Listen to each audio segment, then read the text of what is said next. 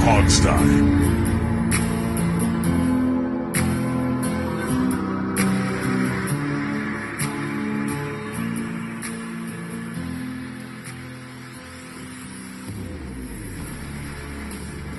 Hey everybody, welcome to this week's episode of the Hogstye. It is late June, things are getting hot and swampy down in Texas and up here in D.C., so we're all a little sweaty already at 9 in the morning on a Saturday. This is Alex with you. I am joined by my cohort of Steve and Jamal. Guys, welcome to the show. We have a lot of linebackers to talk about this week, but I think that's going to be our second story. Let's talk about the big news that happened on June. Hold on. Insinuating I don't have air conditioning in my house because you said I'm hot and sweaty already. I've been inside. You look sweaty, dude. The air I don't know. conditioning is on like 72. It's not sweaty. Okay. Well, you just look sweaty against the camera. I can afford air conditioning. Yeah, I can too, but I still look sweaty as well. And Jamal's got a new house, so I'm assuming he has decent air conditioning. I make sure that thing is on 69 degrees at all times. See, I fight with the people. That's the I best fight temperature with the people in my house because if it was up to me, it'd be on about 76. That's ridiculous. But I live with Especially if it's hot outside. I live with a polar bear who would have it on 60. One of them is if he had a choice, which he doesn't because he's not paying for it. Right. I actually leave mine on, especially now with the wife out, I leave mine on like 78 because I just don't want to pay for it. So, I don't care. I'm not a super cold air conditioning person. I would put it. Yeah. Well, I also have a basement. If I get really hot, I just go in the basement and it's like 50 degrees down there all the time. So that's where my den is. So I can always be nice and cold. About 72. Yeah, that's a good compromise. That's like the standard office temperature. Yeah, I think about, for some reason it gets so hot upstairs in my house, and I can't afford to put it in 7. I like to sleep cold. That's the only time I'm upstairs, so it's like I can't afford to do anything over 70. So I try to keep it at 69, 70, something like that. But well, also Jamal, 69 is perfect. You live with a Siberian Husky, and I don't think that dog would appreciate air conditioning that's like anything above, a certain point. Yes. Yes. That's true. That's probably true too. She's doing fairly well now. But yeah, I can't do anything to her. I mean, not like the dog has a boat, but still. Yeah. I can't imagine days it's going to be starting to get 90 out here, Alex. I don't know what that's going to start looking like. It's not going to be fun. It's not going to be fun. But, I mean, like I said, that's why I have a basement. I actually have a fold-out couch down there. More than once, when it gets really bad in this area, I'll just go sleep down there because it's still cold. We don't have basements in Texas, so I don't have that option. Yeah, because everything would flood all the time. It would be a underground swimming pool that everyone could own. Have a basement. I guess you could physically dig one. Right. And like I said, it'd become a swimming pool pretty quickly. All right, well, let's get into our topics today. I think the big one we got to talk about is what happened yesterday on Friday. Unexpectedly, no real announcement was made that this was going to happen, but the city of Washington, D.C. removed the George Preston Marshall Monument from the RFK grounds, kind of as a Juneteenth thing. Kind of just because of everything going on, politically in the world. They realize that it's time. Just get rid of the thing. No one wants it there. It's one of those things that no one's saying to keep it. Like, there's nobody who would have defended keeping this thing around. Well, first at of all, this let's point. correct TMZ. TMZ said the Redskins removed it. The Redskins have nothing to do with it. The monument is located or was located at RFK Stadium, which is owned by the federal government and leased by the city of D.C. It's not a Redskins thing whatsoever. Right. Yeah, I mean, I don't know why they didn't move it years ago. I mean, Rick Snyder said it was because of a money thing. What do you do with a huge monument, I guess? I mean, it's one of those things where George Preston Marshall is a part of history. He was the founding owner of the Redskins, but all the same, you don't need to celebrate the guy for obvious reasons. So having a monument, I mean, he was. Why? Just get rid of it. He was like Mayor McRacist is who he was. I don't think the McDonald's people appreciate the link there, but They have a clown for a mascot. I don't care. But yeah, I mean, obviously you don't want to celebrate somebody like that. He was a horrible human being. No. Openly. I mean, it's, the guy, as a history lesson, openly refused to sign African Americans to the Redskins, including long after the rest of the NFL was integrated. Even if you go back in the tide of history when things are viewed differently, he was still way out there. I mean, there's no reason to have a monument to this dude anywhere. No matter what your political leanings are, he had to go. Right. There are those who like to say, well, you have to put people in the context of the time. In the context of his time, he was still a major frickin' racist. That's exactly. He was, he was having 1800s thoughts in the 1950s. I wonder what they did with the thing. So, I mean, it's probably in some warehouse and, owned by the city now, I would assume. If even. What's crazy? Know. I'm actually surprised. When I first saw the news,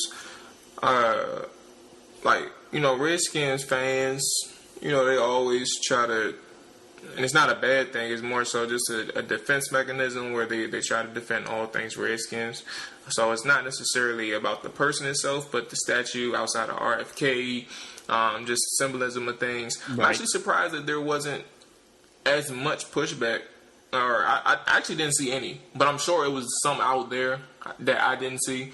But I'm actually surprised that there was no pushback from my point of view. Just in general of the statue and who he was, like who he was to the Redskins. It's kind of like it's kind of like trying to defend Jefferson Davis if you're from Mississippi. I mean, okay, the guy is a part of history, but you can't celebrate it. Nobody but the worst, the 5 people out there who are awful human beings to this day would possibly celebrate somebody like that. So to me, you got to go. And the other thing about this, remember this. RFK Stadium's going to be bulldozed in a couple of years. Yeah, 2022's. Rick Snyder posted that. So really, you're just getting a jump start. It was going to go no matter what, and nobody was going to put that monument somewhere else. I mean, I suppose you could put it wherever he's buried, and I don't know where he's buried, but you could do that. Well, I guess. West Virginia, because again, Rick wrote as we've often said, Rick Snyder is the official Redskins historian at this point. So. As much as guys like Steve and I like to be amateur historians. He's been around and he covered it. And he's sort of the unofficial historian. But he's the keeper of the Redskins' knowledge. There's no doubt about that. Right. So he said that Marshall's family was offered this thing back in 2000, 2001 or something. And it would have cost $30,000 to move it to his gravesite, and they said no, they didn't want to pay for it. Huge too. You'd probably have to buy it a plot to put it on the gravesite. Oh yeah, I think it's like 8 or 10 feet tall or something. It's pretty big. I tried to figure out how long it's been there. Nobody seems to know when the thing was put up in the first place. I'm assuming after he died, so 69. Well, let's but hope he that's didn't just a put guess. A monument up to himself. So. Would it surprise you, though, if he did? Yes, even a guy like that, yes. Who's going to put a monument to themselves up? I mean, I don't know. I was talking to our old buddy Rich Rogers. Rick Snyder, Rick Rogers. Formerly of Richard Rogers. Yeah, I was talking to him about Marshall because he was telling some random stories about all the terrible things that guy did. And I was like, at this point, if you had if someone came to you and said, he used to hunt people for sport, you wouldn't even think that's that weird about him anymore. You'd be like, yeah, I could see this asshole doing that. What I think I'm going to do is put a statue up of myself in my yard. You absolutely should, but it's got to be a nude. It's got to be like an old Greco-Roman nude statue. With the Homeowners Association if I did that. What exactly are we talking about here, fellas? Alex, it's going off the rails. Well, it's a dark subject, man. I got to make it fun. Seriously, I'm just I mean, what do you do with the thing? I mean, again, I guess I assume the city just put it in a warehouse somewhere. I mean, if even what do they have to put it? They can't put it on the curb and have the trash people come take it. It had to go somewhere. Well, no, but you could demo the whole thing. You could turn it into countertops, like we talked about on last week's show. Do that in 12 hours. So. Yeah. Oh no. It's got to be somewhere. But I mean, the thing was also tagged. Which, by the way, that's not the first time people have spray painted. Spray paint. People changed the name on it and put like blood coming down and stuff like that from the the face of it. Yeah. I mean, I'm not for it's a monument technically. Vandalism of public property, and all these morons who are tearing statues down, I think, are idiots for the most part. But if there's one that deserved to be vandalized, it was probably his. You know? Yeah, his is definitely on the top upper edge of that list. It's up there. I mean, we can have a debate about, well, definitely, I think the Washington Monument stuff or Jefferson, that I'm a little more iffy on. I'm fine ripping down all the Confederates. To me, they're all traitors, so I don't care. It depends on what it is. If it's something that's on private property, no. Like for those of you who are in Nashville, most of them aren't. For those of you who are in Nashville, there's a statue of Nathaniel Bedford Forrest off the freeway that everybody's seen, and it's hideously ugly in terms of statue. It's in color, and obviously Forrest was in the KKK. He was a traitor. He founded the KKK. Yeah, but that is owned by a guy. And it's on private property, and so it's a huge eyesore. Nobody wants it, but it's this guy's middle finger to the rest of Nashville, basically. And that, okay, I mean, nobody likes it, but there's nothing you can do about it. It's his statue, and he's leaving it there. But if you've got statues that are celebrating the Confederacy that is on public property, there's no reason for that. For a huge variety of reasons. Number one, those people were traitors. They fought against the United States. Most of them were slaveholders. There's a whole host of reasons why you would not want to celebrate the Confederacy. Right. So I'm kind of surprisingly, Alex, I'm with you on it. Yeah. Now, I'd much rather do it like this, where you get the city to come in and rip it down, because then no one gets hurt. I mean, we've seen when mobs do it, people can get hurt, and that's no good. Deserve to go to prison for it, as far as I'm concerned. Well, I would just rather get rid of the things. If you can't find good people to put statues up, then your state has a bigger problem. Countertops. Cut the thing up. Put it. Oh yeah, with this one, for sale in the DC, souvenir shop, and buy your marble countertop or granite countertop. Right. Yeah, if you want that weird pink and green marble that it is, I don't tagged on it. Yeah. Well, that can come off. Little elbow grease. The name the name change has risen its ugly head again. Just to be clear, there is no legal issue regarding the name anymore. The Supreme Court has spoken. The Redskins can have this name, and it can be trademarked. Period. The end. There is no question about that. So what has risen recently are people like that idiot at Pro Football Talk, Mike Florio, who will never let it go. So it's come up. I don't know if there's anything more to say. I'm still not in favor of changing the name. It's the same debate we had a couple years ago, but it's come up again. Yeah. I don't think anyone's changing their opinion on that. I think I'm at the point where I think it's probably going to happen at some point, whether we like it or not. Whenever Dan Snyder dies, the next person will come in. That kind of thing. Yeah, it don't make a difference to me. Personally, I don't care if they change the name. The name at this point is insignificant to me, and I'm not going to defend the name if change is inevitable. And at this point, it'll be two things. If they change it, it's a morality. It can come across as a morality thing, or it could come across. Or it can come across as a political thing, because we know in D.C. you're not getting anything Redskins with the current structure. I don't think D.C. backs the name, so those are the two reasons that it'll end up changing. Especially if you want to go back to DC. That's probably right. It's not going to be a legal thing at this point. Not. I mean, it's the Supreme Court said already held on this issue, so it's not a legal thing. The nightmare scenario, I think, for the team is if Dan Snyder just cannot get a stadium built anywhere, and he starts threatening to move.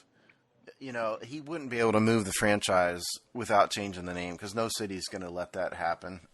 And also, you'd want if you're leaving, you'd also probably want a fresh start anyway. So, I mean, because teams change their name when they leave most of the time anyway, unless you're the Raiders. But beyond that, so I mean, which, by the way, that one makes the least. There are no pirates in Vegas. There are no pirates in still Oakland either. Okay, but at least they're on the ocean. And there were pirates in the Pacific, Chinese and Japanese. And Bay, first of all, get your California geography right. Same thing. But anyway, point is, that's a nightmare scenario, I guess, would be, Dan Snyder has to move the team in a few years, and then it moves to wherever, somewhere, Salt Lake City or somewhere, and then it's just gone. For me, I mean, it's tough for me. My problem is, you change the name.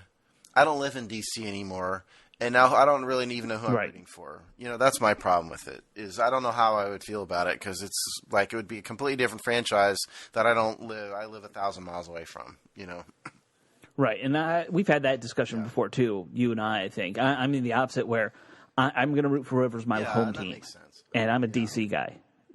Like, how much I love my city. So, if the Redskins become something else, I'll root for them. If they left, I'm not rooting for them. I don't care if they keep the name or not. Yeah. Yeah, it's going to be hard for me to – that's true. It's going to be hard for me to root for a team that moves out of the area.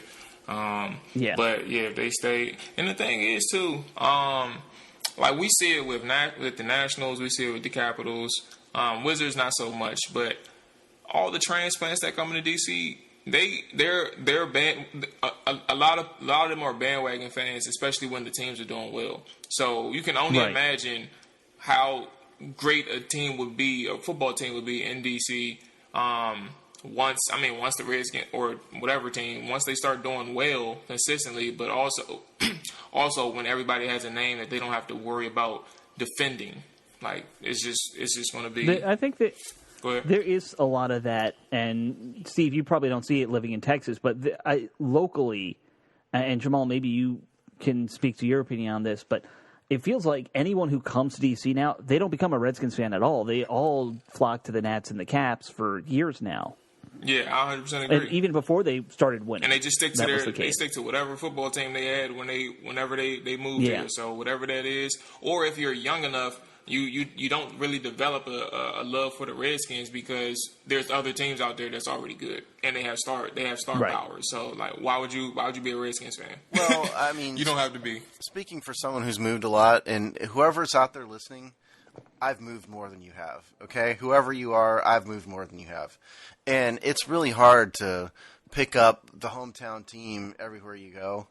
The only way you can keep some sense of normalcy and move around is to kind of keep your teams, which is why I'm a Lakers fan and a Redskins fan, and so I understand people moving into the area, and it's a lot of military people who move into the DC area, who probably didn't move as much as I did, but moved a lot. And when you're in that situation, it's just, you just can't switch allegiances, like that. So I kind of understand that.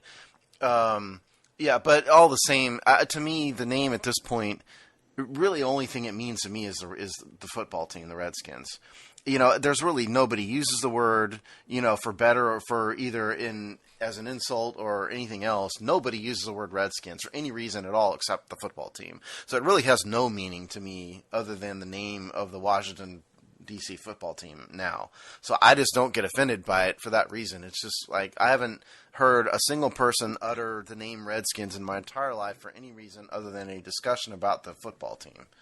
That's why I don't get offended. And I understand that, but we also have to, I think, if we're being, nuanced about it, you have to accept that's just your own experience, and some other people may have had different experience. Yeah. But I just don't. Yeah. And if you look at the history of the word and all that stuff, I mean, it's very debatable, the origins of it, and I just don't think it's worth getting offended over. And I think it's the people who are just need something to do, and something else to complain about, quite frankly. Well, I don't think that. I mean, look, we're never going to solve that. This debate has gone on for decades. 40 years now at least. So it's not going to go away anytime soon. And that's what's going to make it harder and harder. The weird thing is the Redskins going down the road and move to like San Antonio and actually be closer to me. Yeah, that's true. Now. Yeah, I don't know. I mean, actually, I like San Antonio. It's one of the few cities in Texas I enjoy. But it's got that fun little river walk. So. But yeah, I don't think they'll go there though. I think we've said this before. When we were talking about the stadium thing, I think they'll look at London if they were to threaten. I think Salt Lake City's the best open market in the United States. Yeah, you think so? That's an underrated market, or under talked about. Salt Lake City, Utah. Well, I have, but I mean, it's it's a pretty big city. They have the Utah Jazz there.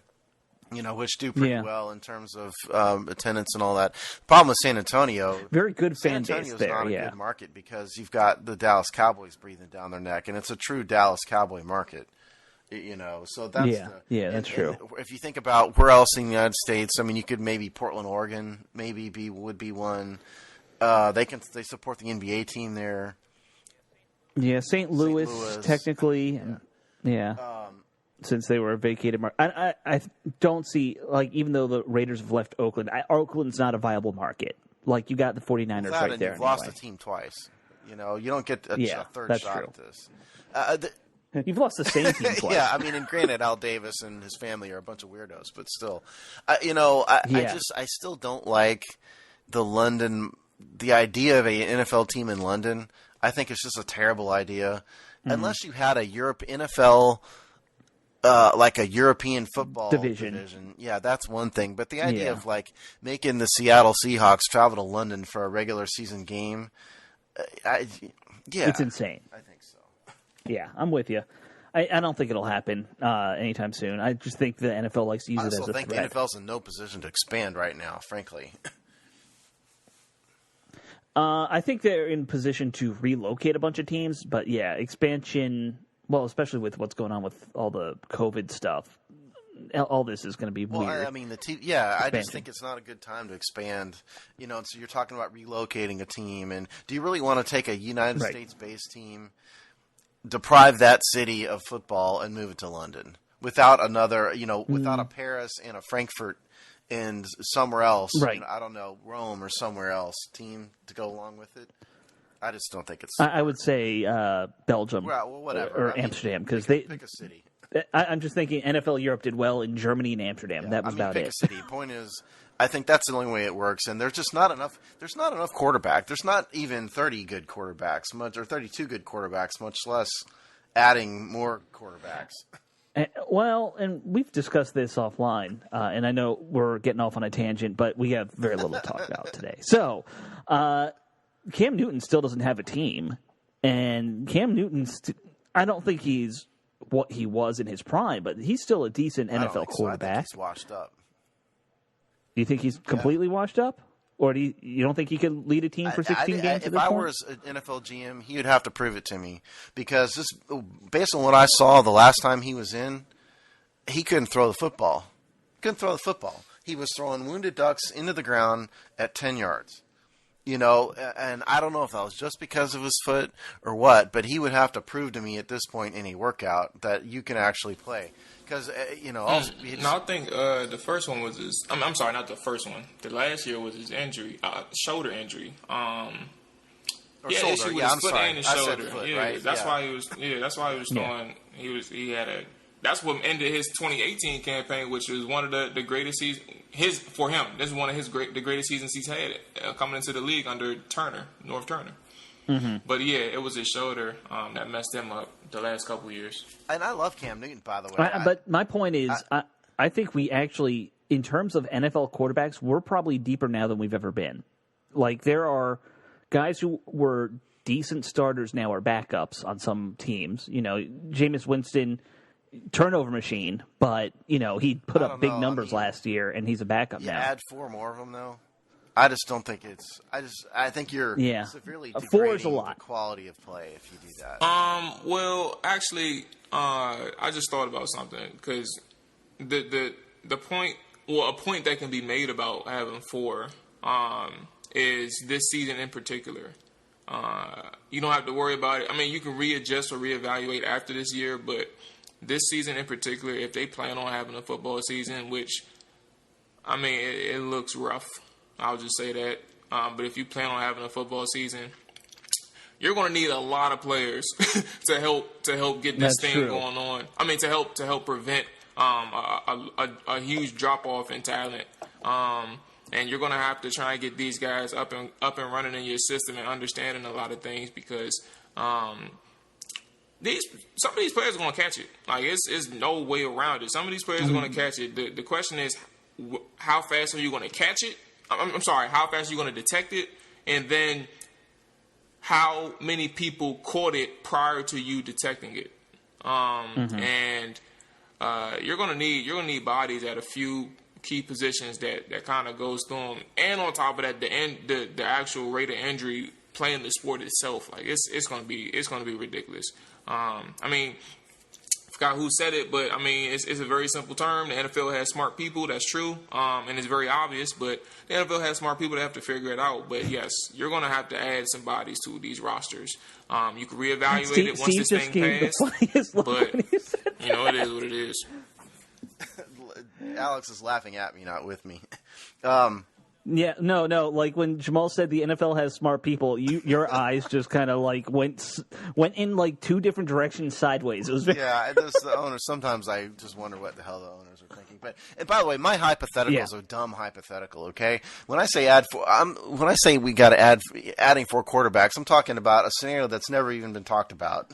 Okay, it's completely pointless for me to even raise it. I just, as a general rule, adding more teams, I just don't think is a good idea. Jamal is right about this year. He's talking about, for those of you in the back, he's talking about the effect of COVID-19 on the NFL. And I mean, just it stands to reason you're going to lose some players for 2 weeks, here and there. Well, we already saw this with the Cowboys that like Zeke and a bunch of players caught it because it's been ramping up. Yeah. University of Texas had 18, I think 28 players and staff who caught it. Like that was ridiculous. I'm about to find something like that. Yeah. Well, if my phone can work, my phone cut off. I don't know what's going on. Well, you're starting to see this throughout sports now, that you're getting multiple reports from various teams in various leagues. Oh yeah, we have 8 guys with it, 10 guys with it. They'll be fine. But it's just a time thing. You have to isolate them. And so you're going to lose these guys for 2 weeks. It's just another injury risk. It's akin to another injury risk. It's basically what it is. So yeah, I mean, is it possible that your favorite starting quarterback comes, catches this thing and has to go isolate for 2 weeks? Yes, it is possible. And so, will the teams need more players? Possibly. I was kind of surprised that they didn't say anything about having like a backup expansion roster option. That's why you have your practice when they were making all these decisions. I guess. But, if you suddenly get a bad case of it, like a practice squad ain't going to cut it. Hopefully, I'm hoping it doesn't happen. Now what you're talking about is making teams add more players to the roster without expanding the salary cap, which is almost an impossibility. Yeah, I know. It's going to I don't know what the worst case scenario is, and I hope somebody in the NFL's thought about it. So, I mean, I would assume somebody's thought about it. You never know. Yeah, I'd assume so. Roger Goodell gets paid $40-something million a year. He better have thought of everything. Roger Goodell gets paid $40 million a year to literally be a human punching bag. Oh, not Texas. Clemson had 28 COVID cases between athletes and the staff members. They tested positive, so. Like that, Texas definitely had a number. I don't know how many it was. 13, Jamal. I think Texas was 13. But look, I mean, it's also better they get it. That happens now. While there's not technically, you're right. I mean, it's kind of like the flu. If everybody's gonna get the flu, let's get it done in the off season, so we don't have to worry about it when the season rolls around. It's almost better, that happens now. In a weird way, you're right. Because it means they're less likely. Because we don't know. Probably you can't get it twice. It sounds like, but they don't know. So yeah, I know. Well, I think just generally speaking, people aren't going to get. I mean, generally speaking, people. If you get a disease, the odds of re-getting it are pretty low. But it sounds like that's not. This is a new virus. No one knows what happens. All right. Well, why don't we switch gears? We've already kind of vamped half the show with just. Yeah, let's get back to what we actually are here to do, and that's position group breakdowns. We're talking about all the linebackers. The poll first. And we'll start with the poll because the poll's a fun one. But we just so our listeners know, because this is a new defense, we're going to do all the linebackers together. We're not going to do like outside versus middle linebackers. Which is probably what we would normally do. We're just going to do everything at once. So I'm just prefacing that for them. But, why don't we start with the poll, Steve? Because I like the poll. The poll is a fun one. The poll this week. who do you consider to be the greatest linebacker in Redskins history? Now, we intentionally did not, even though I'm an attorney and all that, I intentionally did not define the word greatest. And so what that basically means, whatever that means to you, that's what we wanted you to vote. We could have defined it in some way, because that's why I don't like polls like this, because what does greatest mean? But this is whatever it means to you, who's the greatest linebacker. So the choices we put, and we went back and forth with this, and this is another like hashtag Twitter limitations thing in terms of the numbers. So the choices we decided on were Monty Coleman, London Fletcher, Chris Handberger, and others. And yes, that means Wilbur Marshall, and a couple others were left off, but we're limited to 4. Right. So those are the choices we did. Jamal, I know sometimes you're a little bit loath to go back into the names that you don't remember. So let's leave you for second. Let's go Alex first this week, and tell us what you think, and then what do you think the fans voted for? Okay, so I mean, for me, and I'll probably pull Jamal, what you just said Jamal does. Like, for me, it's not really fair for me to, like, judge. Like, I can't judge what Sam Huff did. All I've ever seen is, like, one film of that highlight where we scored 70-something points on the Giants. Sam Huff was the other one we left out. I forgot that. Yeah, Sam Huff. Yeah. But, and by the way, we left these guys out for a reason, especially Huff. Like, that was kind of my call. I said most of his career is with the Giants. It didn't make sense for us to put him on a Redskins poll necessarily. Even though, he's a Hall of Famer. So I find it is hard to judge some of those old guys who I didn't see play either. I'm going to guess the fans, just knowing what our fan base is, I'm going to say they probably went for Hamburger. I know he's kind of a legend, and people who are maybe your age, a little older, Steve, like he's like the guy for a lot of them. A little older than me. It's sort of before my time. Yeah. Like people who would have been maybe your older brother. I've told the story before that he was my favorite player when I was like 4 years old, because I had a Redskins candle that had a 55 on it. And so the only thing I knew was that Chris Handberger was number 55. Well, I don't know why I even had a Redskins candle. I don't remember, but he was my favorite player for that reason, but I didn't really know why he was my favorite player back then. Which is kind of funny. I do not have any brothers in a lot of ways. or sisters, so I don't have that. Yeah, so like for me, it's going to be recency effect in a way. Like to me, it's London, just because he was so dominant at that position when he played here. And the crazy part is, you think he came here for the back end of his career, but he spent most of his career in D.C.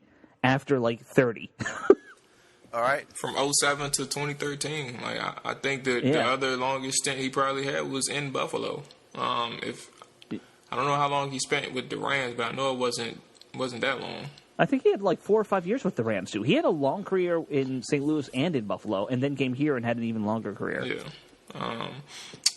My pick is definitely London Fletcher for both. I don't have any perspective on the guys I did not watch at all. I don't know anything about.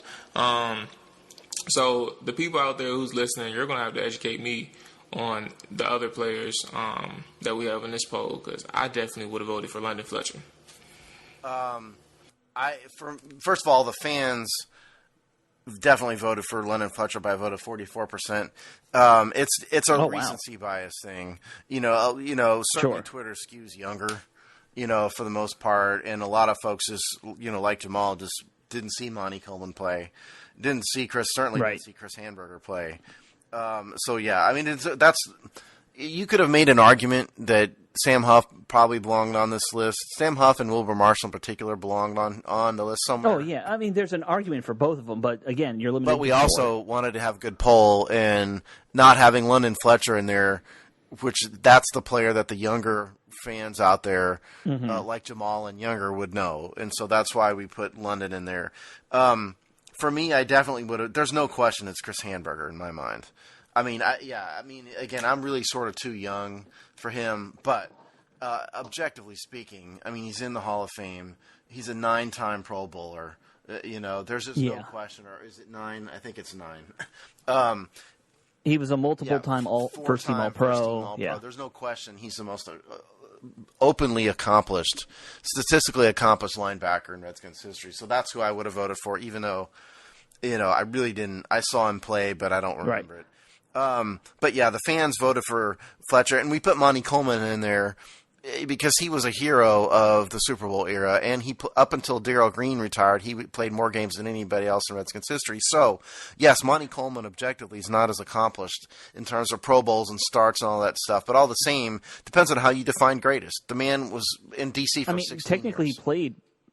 Yeah, he played an extremely long time at linebacker, and so I saw somebody criticize, he was never a starter. Well, he kind of wasn't.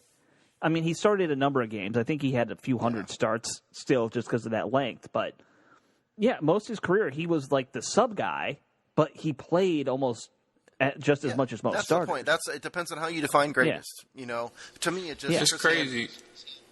What's that? I was say it's crazy. It's crazy because I'm looking at Hamburger stats, and all they have listed is all they got listed is interceptions, forced fumbles, touchdowns, but they don't have his tackle count, which is because he played in an era before we kept defensive stats for the most part. It's very weird. Hey, the NFL was different back then, But I mean, I just.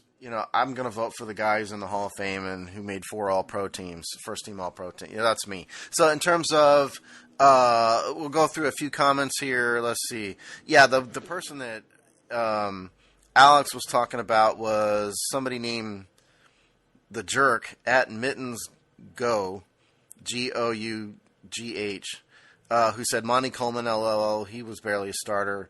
True, but I think you're underrating Monty's effect on the Redskins there, Mr. Jerk. Let's see. Let's go with M. Carey, who's at M. Carey 032. I love London Fletcher, but Chris Hanberger, the most Pro Bowls for a Redskin player and is in the Hall of Fame. Chris Hanberger is the answer, and Mr. Carey, your autocorrect turned into hamburger, just FYI. I think that happens a lot with his name. I'm sure it does. I just think it's kind of funny, that's all. Let's see, Brendan Severo, who's at MWC Bear. I love Monty Coleman, but Chris Hanberger, 9-time Pro Bowler, case stated. Monty and Fletcher, top 3. Ken Harvey, Wilbur Marshall. Martin Collison. Oh, Harvey's a good one. I didn't even think of Harvey's another one. Martin Collison said Wilbur Marshall.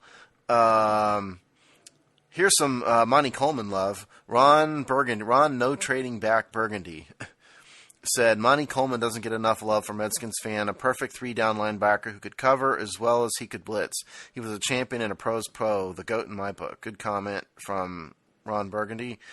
There's a lot of Wilbur Marshall love in here, and I understand that. Redskins raw, tie between Fletcher and Kerrigan for me. We left off Ryan Kerrigan for no real reason other than, I don't know, I just think of him as a defensive end. Yeah, he's what we call an edge now. It's but yeah, we could have put Ryan Kerrigan in there as another one, I suppose. Sure. And that's kind of common. So, I mean, most of the people who were writing in votes for Wilbur Marshall. And if you look at, very few Sam Huff comments I noticed when I was... The truth of the matter is Wilbur and Sam Huff both played here 5 years. So, right. Wilbur's, isn't he in the Hall of Fame? Isn't Wilbur Marshall in the Hall of Fame? I'd have to look it up. I think you're right. Here he is. Wilbur Marshall was a 3-time Pro Bowler, 2-time first-team All-Pro, and spent 5 years in D.C. So, there's just other players that spent more time in D.C. That's why we left him off. I think that kind of was what our bias was how long did they play here. The question was greatest Redskins linebacker, Yeah. And like I kind of alluded to earlier, Sam Huff's best years are with the Giants. No doubt. As much as I loved Sam on the radio and as much, because we all grew up with that, his best years are clearly with the Giants. And Marshall is not in the Hall of Fame. No. Oh, no? I thought he was for some reason. Okay. He's not. Well, let's move into our actual topic, which is the linebacker breakdown, because, we just mentioned some legends. I'm looking at this list of linebackers. I don't see anybody in this linebacker group right now who's going to be like those guys. We have Jared Norris, Alex. Oh, who? What? Huh? But let's get into it then, guys. So let's start with the new kids that we've brought in. You mentioned Jared Norris, yes. Steve. So why don't we just start with that guy, because it'll go quick. Start with Jared Norris. Okay. Yes, we're starting with Jared Norris. He was with Carolina the last couple of years, knows the scheme, and that's really all you can say about him because he didn't play a whole lot. Well, he didn't play at all last year. He wasn't in the NFL. Yeah, he's a Panthers refugee. Obviously, Ron Rivera knows him. Not much to say really about him. He's 6'1", 240 pounds, undrafted free agent out of Utah. Long shot to make the roster, even with this linebacker core. Yeah, cheap contract, min salary contract. I think he was really just bought in for camp depth and that kind of thing. Yeah. You look at what he did in Carolina; it's mostly special teams. The little that he did play, and he didn't even play a lot of that. So, I don't know. Maybe he could be a practice squad guy. I don't know if he's used up practice squad points, or you know how that is. To be perfectly honest, it's based on starts, right? Sorry, not starts, but active weeks on games. But the rules have changed this year with the new CBA, and I've lost track of what they are, to be perfectly honest. Yeah, got to look into that at some point. All right, let's move on to the other guy we brought in from Carolina, and that is the more interesting name, Thomas Davis Sr. 14 seasons playing in the NFL, although he's been around for 15 years. He missed 1 year, I believe an injury. His entire career was with Carolina. He had 13 years there, then went to, who was it, the Chargers? Yeah, Chargers, and he was a team captain there. He's kind of being brought in to be, Rivera's de facto captain for this defense, it looks like. That guy who he knows he can trust, who will keep the locker room focused how he wants them focused. I watched some, I was looking for video of him just to kind of see what kind of player he was last year. Still very effective at his age. He's up there, 37, I believe, now. But one of the things that stood out to me, I found some video of him mic'd up versus the Vikings last year. He's one of these guys who can quickly identify tells on the other side of the ball and just gets that information around to everybody. So he's like, hey, if you look at the fullback's eyes, he's always looking at wherever the hole's going to be. So just follow the fullback, follow his eyes and stuff like that. He's one of these veteran guys who can do that. And, that's a dang valuable thing to have. I think he's a shell of himself now. I think the number of tackles, he had 112 tackles last year with the Chargers. I think tackles stats are a little bit deceiving with linebackers sometimes. Sure. Because a lot of NFL defenses are sort of set up to have linebackers make tackles, and it's hard to avoid, linebackers making tackles. First of all, I think, the reason why we did all these linebackers together is it's really hard to sort of piece together who's going to play where. We were going to do middle linebacker. We always do inside linebackers and outside linebackers separately. In this case, it's really hard to do it separately because we're trying to talk about who's going to go where and nobody really knows. That having been said, I think Thomas Davis is absolutely a weak side linebacker. That's where he plays. That's where he can be best. Whether physically he still has it enough to be a full-time starter, open question. To be honest, I think it's an open question. Certainly, he's very smart. Mm-hmm. The veteran presence, he's a top quality talent. There's no doubt about it mentally. But physically, he's getting older. I think he did not look as good as he did in Carolina, which is why they let him go to the Chargers in the first place. So I don't really know what to expect from him. I hope he has enough to, play 16 games and not go down with an injury and not be able to recover from it. But I think he will be, he'll be a great locker room presence and a team leader at a minimum. Well, I agree with two things. What you just said, the locker room presence and the leader, the vocal leader. And I also agree that, it's not the same individual that he was in Carolina. But where we differ is more so the context of Carolina. I think that in his last couple years in Carolina, still it carried over to what he was in Los Angeles. And obviously he's 36, 37. You already said it. He's up there in age, but if you're producing at that age, what you were doing your last 2 or 3 seasons, obviously age is a factor, but if you're still playing at that type of production, at that age, at that position, then I can't really knock you for it. It's the same thing how I felt with Adrian Peterson coming into his tenure with the Redskins. Then you see him play, and you're like, all right, so we ain't got nothing to worry about with you. Like, you're just one of those players. So with that being said, this position group, the linebackers, it's going to be tough because there's a bunch of names. There's no standouts outside of Thomas Davis. It's a bunch of names, but you gotta start somewhere. And truth be told, Thomas Davis is probably one of the top 2 on the roster. Yep. And you're not gonna put him on the bench if he shows that he can outperform the younger people behind him. And that's where you get mixy. If you do, for us fans, people watching, if you're watching this preseason play out, training camp play out, and you see that Thomas Davis is outperforming some of the other linebackers on the team, and yet you see Cole Holcomb, Sean Deion Hamilton, whoever else, Josh Harvey Clemens, whoever else you could put out there. If you could see that they're starting over Thomas Davis, then that's more so political than anything, because clearly, coming in, he's the more experienced and more skilled linebacker that we have on the roster. See, I actually think that from a team politics standpoint, he kind of has a leg up, because obviously Ron Rivera really likes the guy. Sure. And he's making $3.5 million, which is by far the biggest contract on the team, or roster linebacker contract on the team. So I think he's going to I think he's going to be the starter, and I think he's going to get the first shot to be the starter.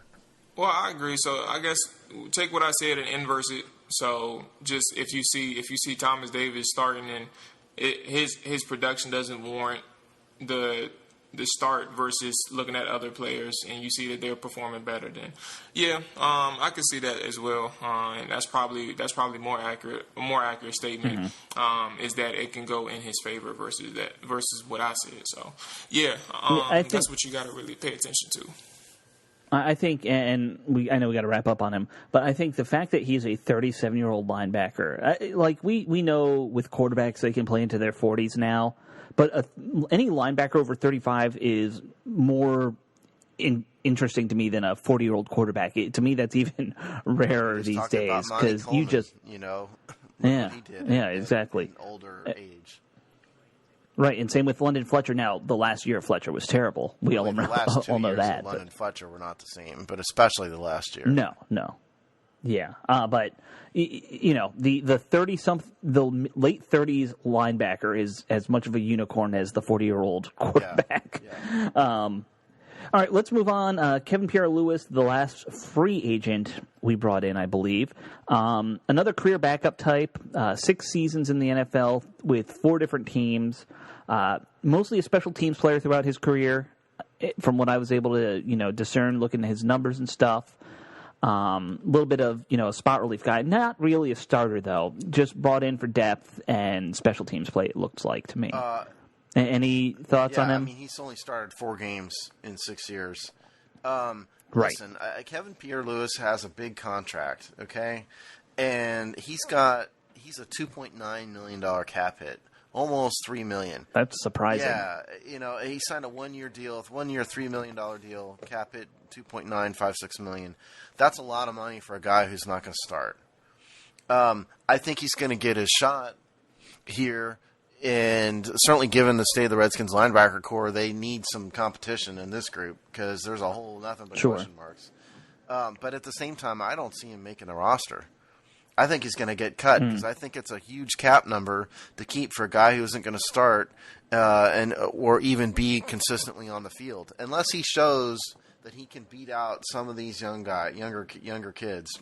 They're not kids. Some of these younger players, I think he's going to get cut just for financial reasons. Yeah, maybe. I mean, like I said, most of his career is special teams. Like, if they brought him in to kind of help lead that group, I can maybe see him making it. But that, even like you said, that price cap's a pretty high thing for a special teams guy.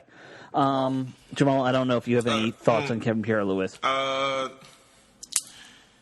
mean, I do, but it's very what's the word? Benign, I guess. But basically, like, when you look at KPL and the things that they say about him, they're giving him an opportunity to start here based on his last 4 games in Chicago. And obviously the things that he does on special teams, but they're giving him that opportunity to get a promotion, and that's something that he hasn't had in his tenure in the NFL to this point. So it'll be interesting to see how it plays out for him. But and a lot of it's so crazy because a lot of people, when we signed him, they talk about fans here. Everybody thinks any type of signing, when it's not a big name, is a sneaky signing, and it's not always the case. Sometimes they are who they are. They are who they were throughout their career. They're just getting an opportunity to show a little bit more, and they don't always take advantage of that opportunity. I mean, look at the safeties we brought in over the years when we tried to do bargain hunting or bargain shopping, and some of the defensive linemen that we brought in. This is the same boat. So if he can prove that he's worth that start, then you'll see it. But otherwise, he may just be a valuable special teams body. I think the reason why he's really here, he's a Sam. First of all, he's a strong side linebacker. I think the reason he's really here is a hedge against Rubin Foster. Because Rubin Foster, if healthy and not in trouble for beating his girlfriend or whoever that woman is, he's the most talented linebacker on the team, just from at least between him and current modern day Thomas Davis, at 37 at least. But if Foster, for a variety of reasons, can't get on the field, Kevin Pierre Lewis might be a suitable replacement for him. And you guys have said it, with his salary, he came here to get a chance at starting. So I think he's really here as a hedge against Rubin Foster. I don't think they're going to keep both of them.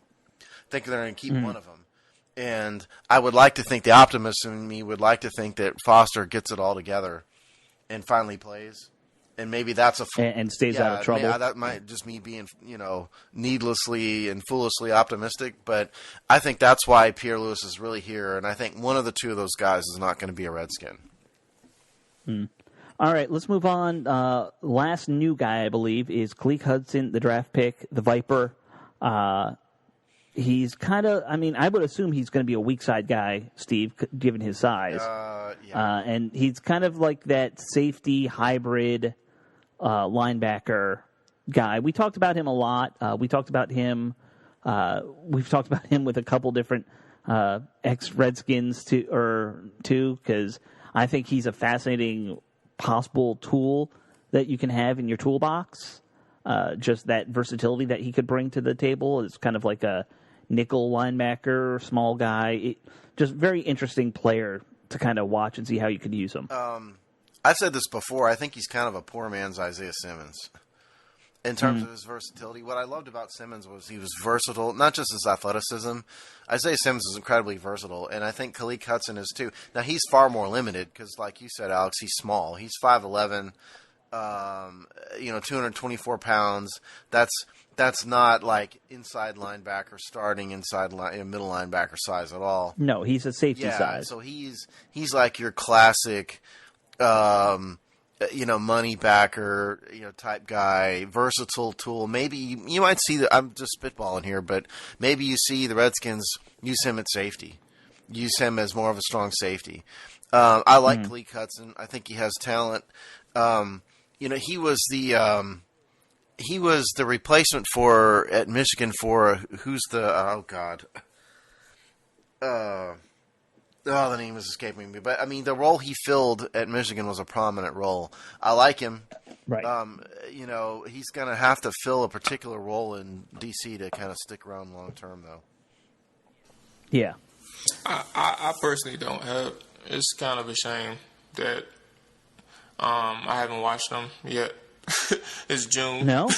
But I don't have an opinion on him personally. Obviously, he's young. So the only thing that I can say for Hudson is more so he has a lot of work cut out for him. And obviously, as a draft pick, you're not going to necessarily you're not going to be prone to getting cut and let go. But at the same time, when you have those many numbers in front of you, you just generally have to stand out quicker and consistently. At a more quicker and consistent pace than anybody else in your position group.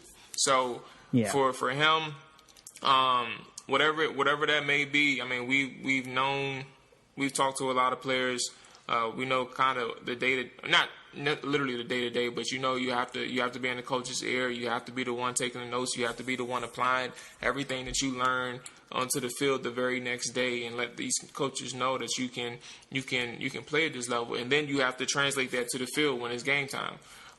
So for Hudson, he has a lot of adversity in terms of the people that he has to outshine. But that's all I got for him. I don't have much about the type of player he is on the field. So he has a lot of work cut out for him. I was thinking of Jabril Peppers, by the way. He replaced Jabril Peppers. Michigan. Jabril Peppers, a little bit smaller in terms of weight, but Jabril Peppers was his first-round draft pick of the Cleveland Browns, who turned him into a safety. So it's not beyond the realm of possible that Gleek Hudson is not a linebacker at all, and I end up moving him on my chart to safety. Because it's not like the safety group is set in stone either. I mean, the safety group has and I think big problems. What was his 40 time? Hudson. I think in the 4 or 5 range. Give me a second to confirm it. But we have a number of these guys now. Obviously, I think the big one is Collins at safety, who are these guys who are basically big, strong safeties, small linebackers. Because we got Hudson, we have Josh Harvey Clemens, who's kind of always been brought in to be a safety hybrid type, even though he's, I think, 240 now. He's much heavier. You're his biggest fan, Alex. Well, I like the idea of these guys, these versatile, multi-purpose defensive players who can, line up in a few different spots. It just hasn't worked out for us yet to actually use them effectively. 5'6", by the way, Jamal. 40 time. Yeah. So let's move on to the starters from last year. Let's start with, I think, Cole Holcomb really came in, played 15 games as a starter last season for us, a kind of unexpected draft pick. Wasn't perfect. He was a mid-round rookie, so he made some mistakes, but he was very effective when he was out there on the field. He had over 100 tackles, and, like you said, Steve, that can be a deceiving stat, but, other than a few, mental hiccups here and there, I thought he played pretty well last season. Considering he was a 5th-round draft choice out of North Carolina, a rookie, yeah, absolutely he did. I think the real question with Cole Holcomb is what do you do with him going forward? You have a guy who's a legit NFL player here, right? At a bare minimum, he's a young guy who proves that he is tough, he can play, he's smart. Now, what he lacks is a little bit of is some physical tools. I don't think he's very strong. Here's his problem. I don't think he's strong enough to really be a full-time strong side linebacker. But at the same time, I didn't think he was great in coverage either, which is a bigger part of the will linebacker role. So I think he's I hate to say he's a tweener. I don't think he's a tweener. I think he is a weak side linebacker who's just going to have to get a little better in coverage. And saying better in coverage with the Redskins, that's a really low bar because our linebackers have been horrible at it, forever. Yes. But I think the Redskins have a legit player, and his problem is he's got Thomas Davis in front of him. You mentioned 2 spots, but what about maybe just say work him into middle linebacker, see if you can figure that out? Though, personally. That's just me. I could be wrong. I don't think he's a middle linebacker. I think he's a natural will linebacker. My opinion. Jamal, any thoughts on Holcomb from last year? Last year, I think he was one of the most productive rookies in the NFL, and that's you can't necessarily negate that in any sense in terms of what he can do for you in 2020. Obviously, he's going to be facing it. He's going to be getting into a new scheme, but in terms of linebackers, it's not going to be unfamiliar with them. Obviously, we know he's a fast guy. He's not going to be playing strong side. That's not necessarily the best fit for him. But I mean, any position is not going to be a hard task or thing for him to overcome. But I will say he will make a defense much faster, and the only thing that he will have to work on more so is just the fact that what's the word? I wouldn't say being aggressive, but just holding a strong, being a little bit more physical at the point of attack. He does get eaten up by the bigger bodies, and you have to be able to hold that down when you hit the hole. And that's the only thing that I would say hurts him, because sometimes if you're unable to do that, the only thing, like, it helps. I mean, obviously it helps, but it'll help produce the bigger runs and the bigger plays on the defense. I mean, for an offense. So Cole does have the opportunity to do really well here under Rivera, under Jack Del Rio. Sure. It's just more so, again, like, what are they going to do? I think he's going to be a starter, personally. I do think he'll be the starter for the weak side. So you think Davis is going to go to the bench? I don't know, man. These are questions that's kind of hard to predict, but I do think they'll find a way to get them both. I think Thomas Davis could play strong side. Like I said, he's the most experienced and the most talented, so it's not going to be a hard thing for him to do. But I do think Cole isn't just going to go straight to the bench after the season he just had. I mean, I think there is also going to be some value. We haven't mentioned this yet, that Davis, as a veteran presence, can probably loan to a guy like Cole Holcomb. You hope. We've heard stories how we talked about that not long ago with London Fletcher. He didn't really want to help guys out when he was a vet. Well, it wasn't London Fletcher that told us that. It was Rob Hudson that said that about London Fletcher. Yes, of course. Yeah, but Rob, what did I just say? Henson. I said Hudson. You said Rob Hudson. Rob Henson Henson said on our show that London Fletcher was not helpful, when he was there. Yeah. But it's also kind of interesting to me. I look at this roster and I think we're better at weak side linebacker than almost anything. I think a lot of these guys are natural weak side guys. Yeah. All right, let's move on to the other starter, John Bostick, a guy who was a career journeyman up until he came here, and now he's returning. Probably a natural middle linebacker. I know that was his position when he first came into the league. So, you get the feeling that he probably will get a shot to start there. Decent player.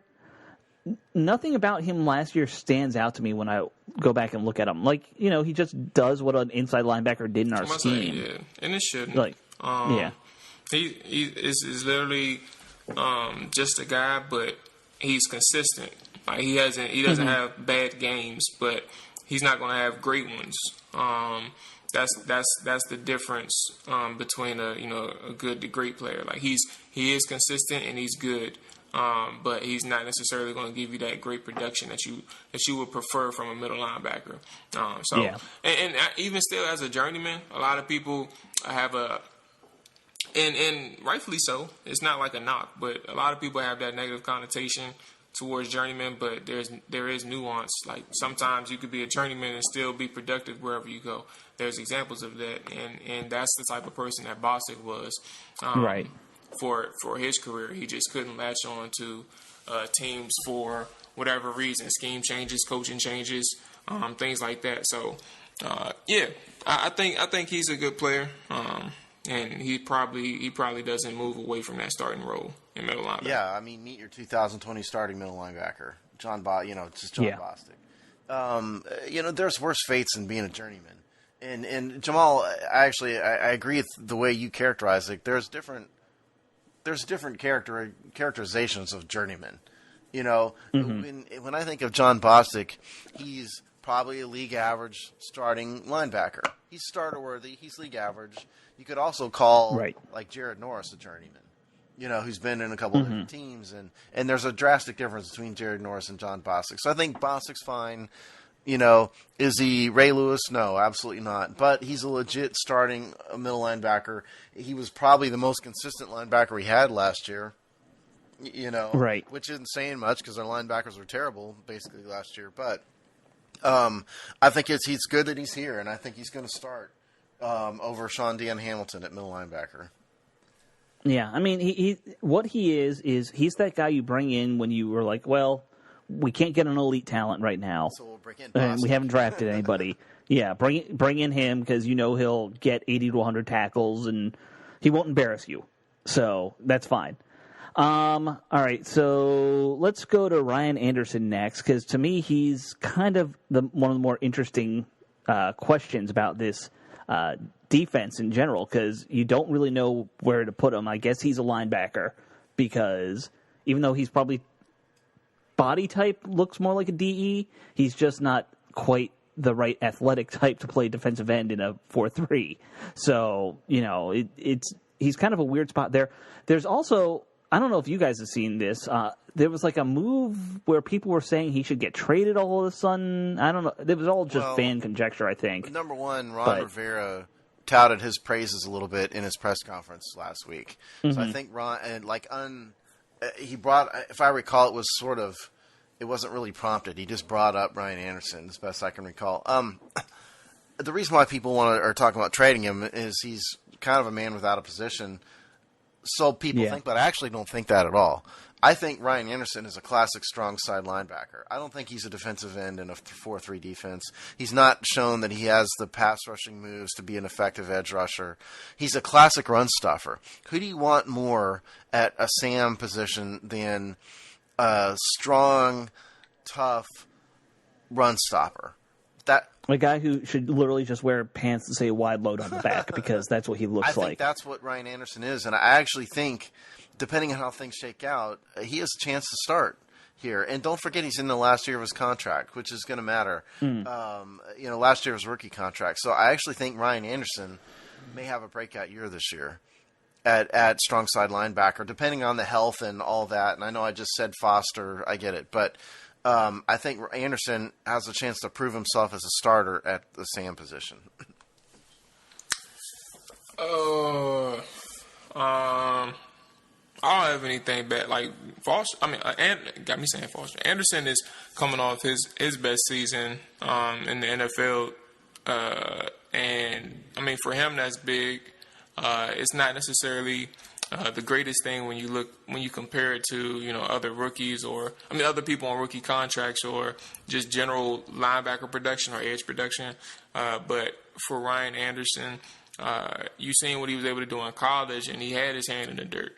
And then you see him on the edge when he's a stand-up linebacker. He wasn't always having his hand in the dirt in Washington to this point. You have an opportunity. I don't know if it's.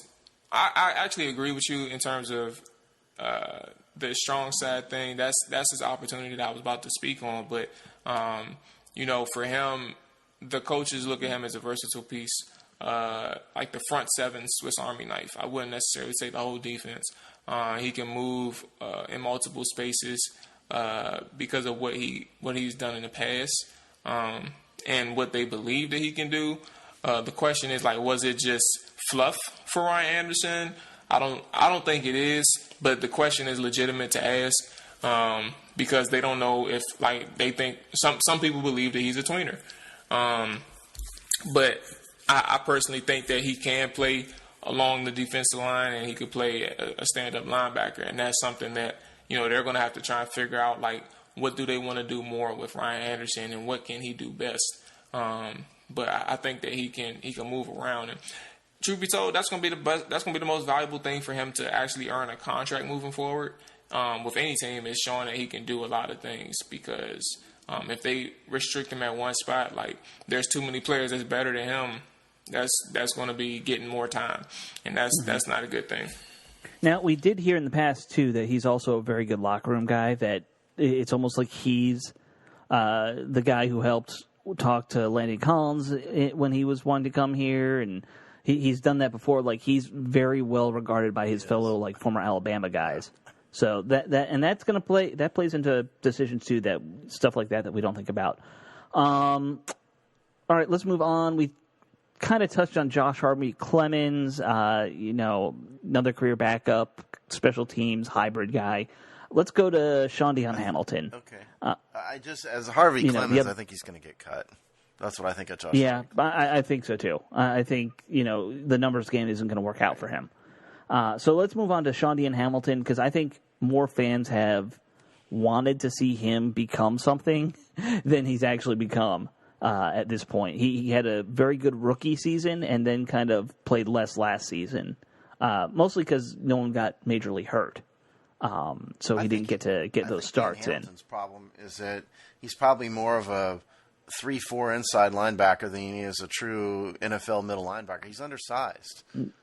Yeah, he's small. I mean, by linebacker standards, at least, he's small. I mean, he's 6 foot, about 228 pounds. That's not hugely out of whack, but it's a little short. It's a little, it's a little thin, and in terms of bulk. He's a good player. I think he's a very smart player. I think that's what he has going for him. Very smart player. But if you just sit here and think about it, who would you rather have as your starting middle linebacker, John Bostick or Sean Dion Hamilton? I'm going Bostick every day. Sure. And I guess the last one is Rubin Foster. Hasn't played. I definitely didn't have no opinion on Dion because y'all said everything that I agreed on. Like he's another name. Yeah, I was kind of waiting there for Jamal to jump in. People were projecting, Dion to be something that he's not yet. I'll put quotation marks around yet. There's really nothing else to say. He hasn't produced to this point, and we know he's got hurt a couple times as well. Mm-hmm. I do remember, I think it was, I want to say it was the Panthers game on Monday Night Football where he finally got his start. I think that was 2016 or 2 years ago. So what is that? 17. 2 years ago. Right? No, 2 years ago was 8. I can't remember. I truly can't remember. But he had an opportunity to start in place of Will Compton.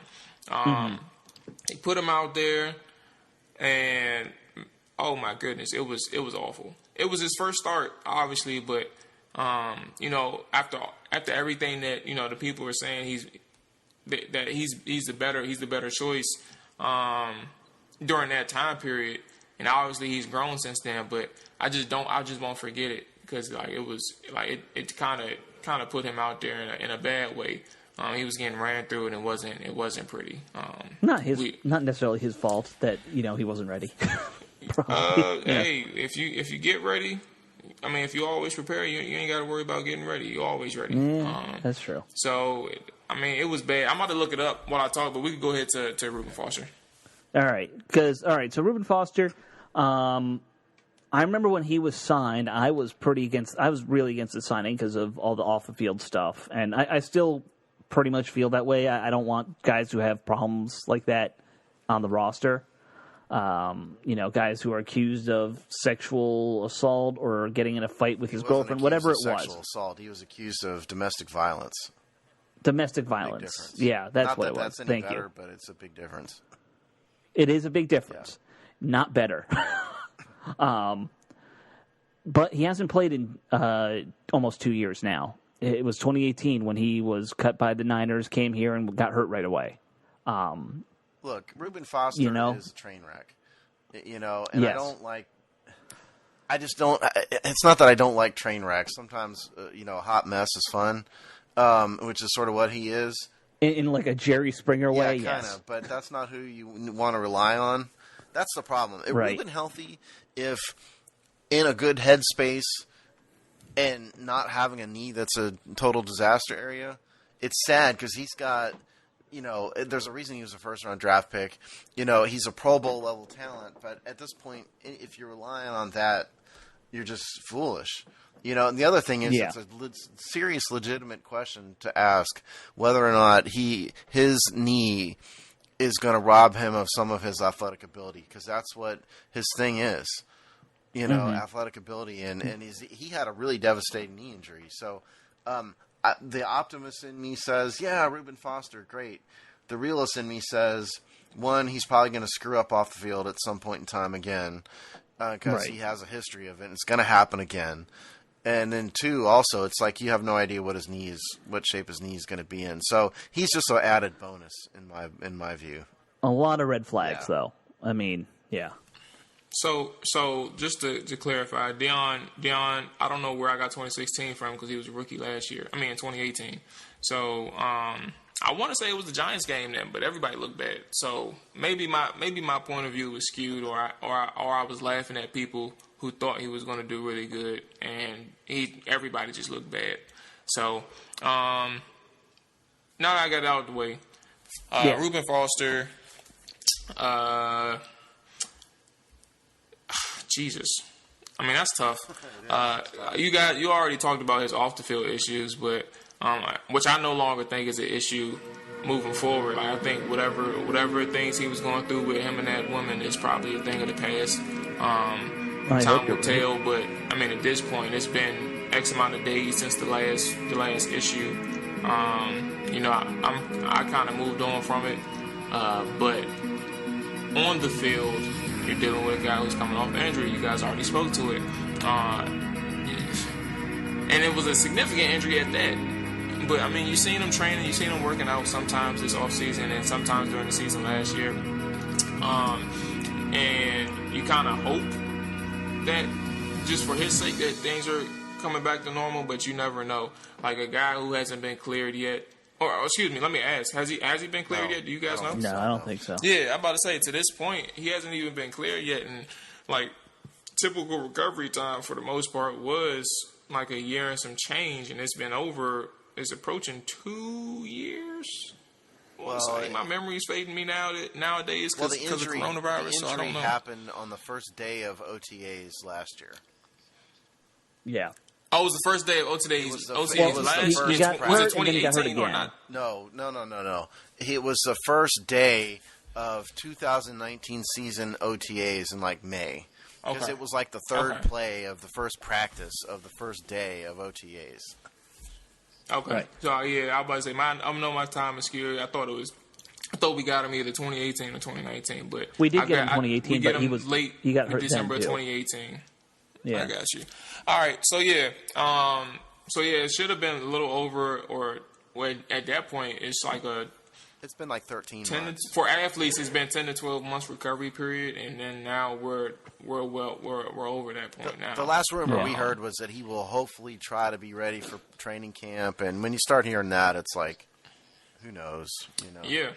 So you don't really know anything with him, and obviously for smart reasons, and the obvious one, they're not giving him that 5th year. So it all comes down to his progress. It all comes down to what he can do in training camp, because the coaches have no ties to him. Anybody that was loyal to him in terms of the staff, I'm pretty sure there's a couple people still around. I don't know the exact details of the staff turnover, but if you don't really have nobody in your corner anymore. So you're gonna have to produce, and you're gonna have to produce ASAP. If you can't do the injury, then the injury, it is what it is. You can't really do nothing about it. You can still play in the league, but it's gonna take some time. I think this guy was a Bruce Allen move, so that's a big I think flag it was to me. kind of a Doug Williams move. He may have Doug Williams in his camp, but Doug is the director of player development now. He's not really involved in scouting or anything. So I think Jamal's fair and accurate to say that Rubin might not have anybody in his corner anymore. He's going to have to prove himself. He's going to get a shot to prove himself. That's about all you can say. Hope for the best. And maybe the thing with the woman, who I forget her name, but whoever she is, hopefully it's over. And far be it from us to say what he needs to do in his personal life, but if you ask me, that's one too many train wrecks to be around that woman anymore. That would be my vote, if I had a vote, which I don't. But I don't know. It's just tough to see him getting on the field and starting. It'd be a heck of a comeback, put it that way. Okay. Well, that does it for the list. Do you guys, Jamal, I'm going to go to you first on this one. Who do you think is the 3 starters, and who do you see coming in as backups? Well, I can't answer who comes in as backups. I mean, I can, but like it's a shot in the dark. I know. Yeah, but I can. I guess I'll definitely could see who the starters are going to be, and I think that's going to. I think the starters are more so. I'm about to say Sean Dion. I'm sitting here thinking of the middle linebacker, John Bostick. John Bostick, Thomas Davis, strong side, and then you have Cole Holcomb, weak side. Okay.